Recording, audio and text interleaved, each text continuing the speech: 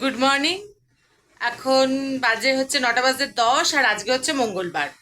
আমি যদিও আমার আজকে রান্না এখনো শেষ হয়নি, অন্যান্য দিন এই সময় রান্নাটা মোটামুটি শেষ হয়ে যায়, কিন্তু আমার আজকে শেষ হয়নি। তার কারণ হচ্ছে আমার হাজব্যান্ড আজকে যাওয়ার সময় ভাত খেয়ে যায়নি, ওর অফিসে আজকে খাওয়া দাওয়া আছে সেই জন্য। তো শুধু চা বিস্কুটই খেয়ে গেছে, আমরা একসঙ্গে একটু চা বিস্কুট খেলাম, তারপরে ও বেরিয়ে গেল ফ্রেশ হয়ে, চান টান সেরে।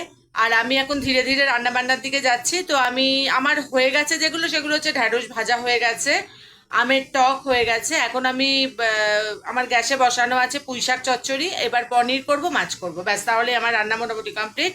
ও আমার পুচকুর জন্য একটু করতে হবে, ওটা তো আর বলার কিছু নেই তোমাদের।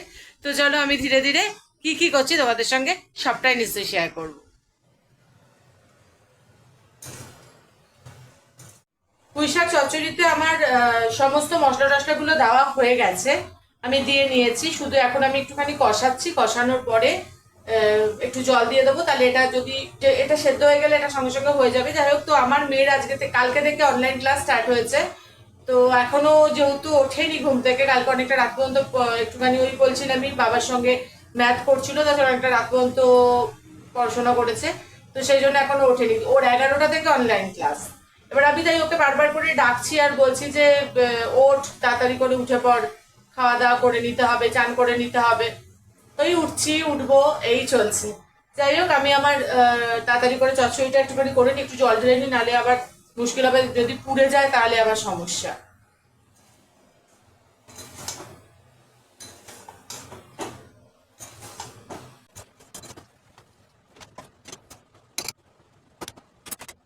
পুঁই শাকটা বসিয়ে আমার কালকে আমি কিছু বিছানা যিনি মানে চাদর এসব কেচেছিলাম, ওগুলো কালকে আর ভালো করে শুকোয়নি। কারণ হচ্ছে যে কালকে অতটা মানে আমি কাচবার পরে দেখলাম যে ভালো মতনই মানে বৃষ্টি হলো, মেঘ হলো, তারপরে বৃষ্টি হলো, যার ফলে সেগুলো মানে খুব একটা ভালো করে মানে হাফ ড্রাই তো হয়, কিন্তু পুরোটা যে খটখটে যে শুকনোটা সেটা হয়নি। তো আমি আজকে কিছুক্ষণ ওটাকে মেলে দিলাম, কালকে রাতে একটুখানি মেলে দিয়েছিলাম, আজকে কিছুক্ষণ মেলে দিলাম, এখন দেখলাম ওটা ঠিক হয়ে গেছে। তো আমি ওগুলোকে সব ভাঁজ করে নিয়েছি। অ্যাকচুয়ালি আমি সেগুলো সবটাই ক্যামেরায় তোমাদের সঙ্গে ক্যাপচার করেছিলাম, কিন্তু আমি আচমকাই দেখলাম যে আমার সাউন্ডটা আসছে না, জানি না কি প্রবলেমটা হলো। যাই হোক, দুটো টাওয়েলও কেচেছিলাম আমার আর মেয়েরটা, কিন্তু শুকোয়নি, ওগুলো আমি মেলে দিয়েছি, মেয়েরটাও রয়েছে। আর মাঝে মাঝে বাইরেটা দেখছি, কারণ আমার আজকেও একটু জামা কাপড় কাচার ব্যাপার আছে, ও অফিসে যাওয়ার আগে বলে গেল ওর কিছু কাচাকুচি আছে। এখন ওয়েদারটা দেখে আমি ঠিক বুঝতে পারছি না কোথায় মেলবো, উম, সেটাও একটা ভাবছি আর কি, বৃষ্টি হলে। যাই হোক, একটু দেখি। আর আমার এখান থেকে একটু রাস্তাটা দেখা যায়, তোমাদের সঙ্গে একটু শেয়ার করি, বাইরেটা দেখো।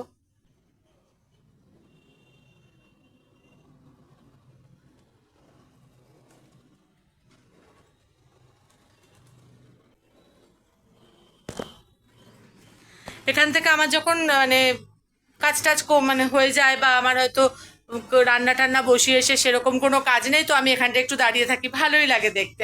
অথবা আমি এই মাঠের দিকটায়, মাঠটাও এখান থেকে আমার একদম ক্লিয়ার, মানে আমার রুম থেকে মাঠটা ক্লিয়ার।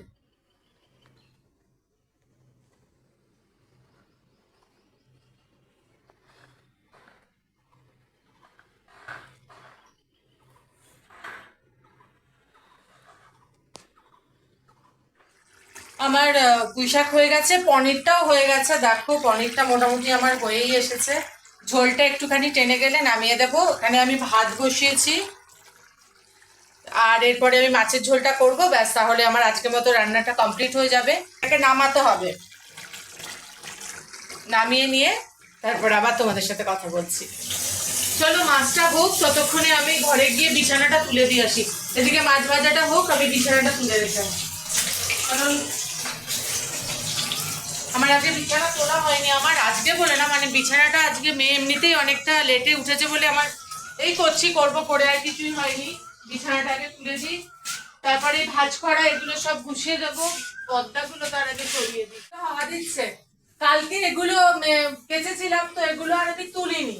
কারণ প্রথম ভেবেছিলাম যে যদি বৃষ্টি হয় তাহলে তুলে দেবো, দেখলাম যে না, বৃষ্টি তো হলো না।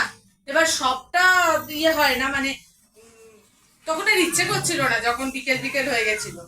বললাম ঠিক আছে থাক, পরে তুলে দেবো, সেই জন্য আর তোলা হয়নি। এটা আমার বেসিনের বাইরের, চটপট বিছানাটা তুলে দিই, দিয়ে ওদিকে মাছটা আবার আছে, ওখানে যেতে হবে একটার পর একটা। মোটামুটি আমরা যারা গৃহিণী তাদের সকাল থেকে উঠে মোটামুটি এখন দৌড়। আর আজকে আমার যেহেতু রান্নাটা করতে দেরি হয়েছে, মানে হাজব্যান্ড খায়নি বলে, যেহেতু আমাকে রান্নাটা আমার অত তাড়া ছিল না, যার ফলে ওদিকটা দেরি হলে রান্নার সাইডটা দেখবে যদি শেষ হয়ে যায় তাহলে বাকি কাজগুলো করতে অনেক সুবিধা হয়। ওদিকটা যেহেতু একটু দেরি হয়ে গেছে, ওর দুটোকে তখন একসঙ্গেই করতে হচ্ছে। ঠিক আছে, চলো বেশি বেলা হয়নি, এখন 10টা 25 বাজে। এরপরে আমি আর মেয়ে ব্রেকফাস্ট করবো। ডাস্টবিন আর খুঁজে পাওয়া গেল না। পরশু দিন থেকে একটা নতুন জিনিস শিখেছে আমার ছোট জন, ডাস্টবিনটা মাথা দিয়ে ঠেলে তুলে দিয়ে ডাস্টবিনে তো সে মুখ ঢোকাচ্ছে। যখন থাকছি কি রান্না করে তখন দেখতে পাচ্ছি, তখন হয়তো বারণ করছি বা আটকাচ্ছি। যখন থাকছি না, আজকে একটা বেগুনের এত বড় একটা বোটা নিয়ে সে দৌড় লাগিয়েছে। সুতরাং ডাস্টবিন আর রাখা যাবে না, ঢুকিয়ে দিয়েছি আমি যেখানে ওই সিলিন্ডার রাখি আমি ক্যাবিনেট, ওর মধ্যে রেখে দিয়েছি, কারণ কখন কি খেয়ে ফেলবে বুঝতে তো পারবো না। এই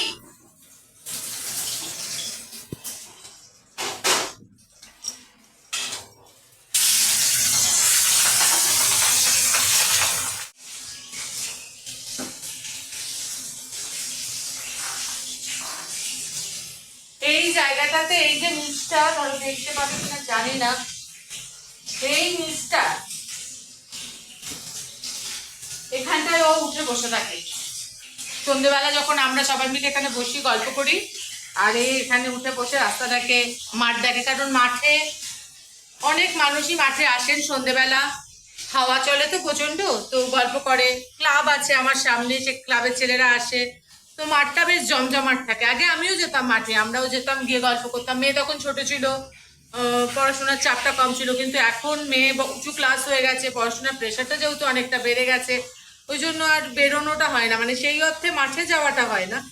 কিন্তু এখান থেকে বসেই মাঠটাকে এনজয় করাটা পুরো দমেই চলে, ভালো লাগে। মাঠটা বেশ ভালো, মানে এত মানুষ আসে, কতজনের সঙ্গে এখান থেকে হয়তো একটু চিৎকার করেই গল্প করে নিলাম, মোটামুটি সারা পাড়া শুনতে পেলো আমরা দুজন কি কথা বললাম। সে শুরু কি সমালোচনা তো করছি না। আমাদের এখানে নিচে, আমাদের নিচে যে আছে আমার নিচে ফ্ল্যাটে, তো ওনার কালকে হচ্ছে পুজো হবে, তো উনি পরিষ্কার করাবেন। তো আমাদের এই ফ্ল্যাট যিনি পরিষ্কার করেন উনি এসছে ফোন নাম্বারের জন্য, দেখি আমার হাজব্যান্ড পাঠাক তাহলে দিই। নেই, তুমি বেল মেরেছিলে? বেল মেরেছিলে? সকালবেলা মেঘলা দেখে ভাবলাম জামা কাপড়গুলো দেবো কি দেবো না, তোমাদেরকে বলছিলাম আমি একটুখানি দোনামোনায় ছিলাম, কিন্তু তারপরে দিয়েই দিলাম যে ঠিক আছে থাক, যা হবে হবে। এখন দেখছি প্রচন্ড রোদ উঠে গেছে। আশা করি বাইরেটা বুঝতেই পারছো। মোটামুটি তো জামা কাপড়গুলো মোটামুটি কেচে দিয়েছি, এগুলো এখন আমি মেলতে এসেছি, এগুলো সব মেলে দিই, দিলে একটা একটা করে যা রোদ আছে তাতে শুকিয়ে যাবে আশা করি। আশা করি কেন, শুকিয়েই যাবে।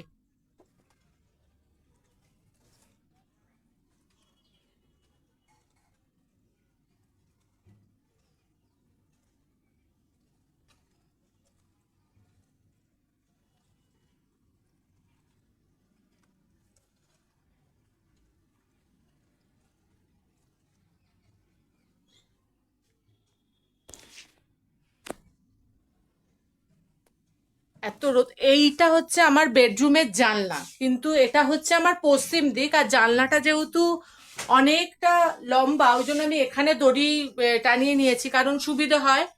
সেই অর্থে সেপারেটলি আমার ব্যালকানি সেরকম নয়, মানে সেইভাবে আমার সেপারেট করা যে ব্যালকানিগুলো হয় যে ডাইনিং এর সঙ্গে বা রুমের সঙ্গে, সেরকমটা আমার ব্যাপারটা নয়।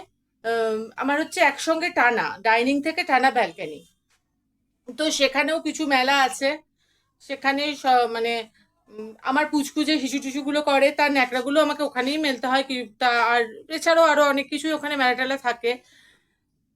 এবার আমি আজকে অল্প জামা কাপড় আছে, ওর ওই অফিসের জিনিসগুলোই বেশি আছে বলে আমি এখানেই মেলে দিই। যেদিন প্রচুর আমার কাচাকুচি পড়ে সেদিন ব্যালকানি পুরো, আসলে ব্যালকানিটা হয় কি, যদি আমি মেলে দিই তাহলে একটু অন্ধকার মতো হয়ে যায়, সেই জন্য আমি এখানে যদি মেলি তাহলে আর অত অসুবিধাটা আমার হয় না, কারণ ডাইনিং এ তখন বসলে পরে একটুখানি মানে লাগা, অন্ধকার অন্ধকার লাগে, এই আর কি।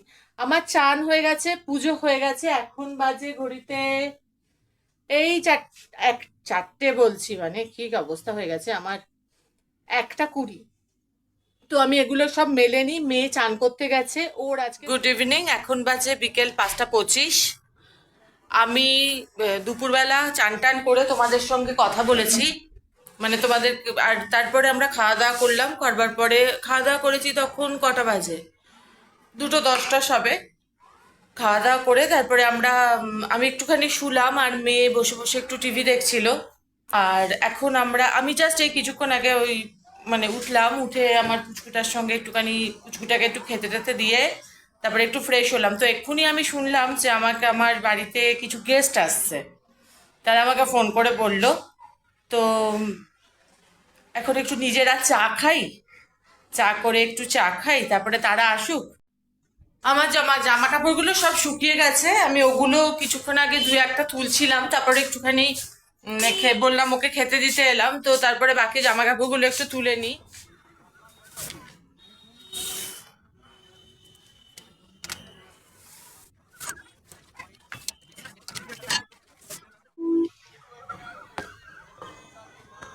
উক্ত জনসভায় প্রধান বক্তা হিসাবে উপস্থিত থাকবেন কমরেড মীনাক্ষী মুখার্জি।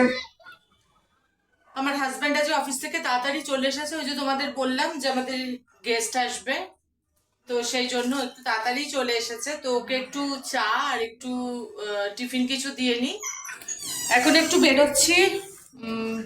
তোমাদেরকে বলি কারা আসছে।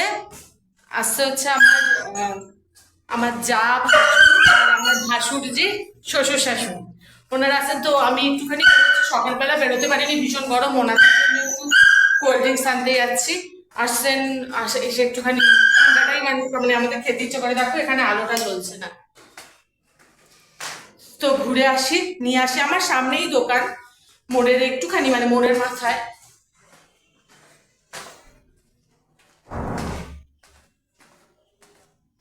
এসে যাবেন হয়তো। আমি আমার ভাসুরকে ফোন করেছিলাম, তো বদ্দা বললো যে আমরা তখনও 6টা বাজে বেরোইনি।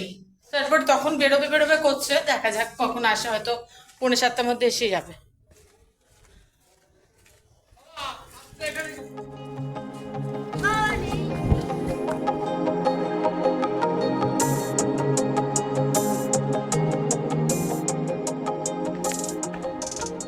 কি হলো? উমা পড়ে যাচ্ছিল, এটা স্লিপ করে জল কেটে, কাণ্ড হয়ে গেছে। নিয়ে নিয়েছি, এবার চলে এসেছি, ঝুঁকেও গেছে। অনেকের সঙ্গে দেখা হলো, একটু কথা টথা বললাম। বাবা গেটটা একটু আটকে দে না, আমি উঠে যাই। ব্যাগ নিয়ে আসিনি আমি, হাতে বোতল দেখো, এমনি করে নিয়েই চলে যাচ্ছি। বদ্দারা আসার আগে চলে এলাম, ভালোই হলো।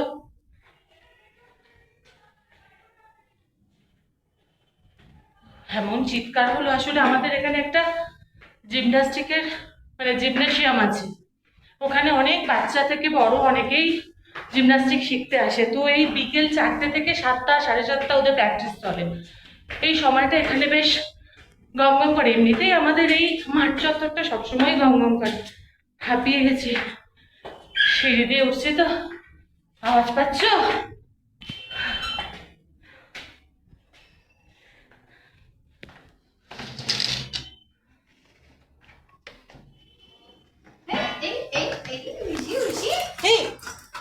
এসো এসো এসো এসো এসো এসো।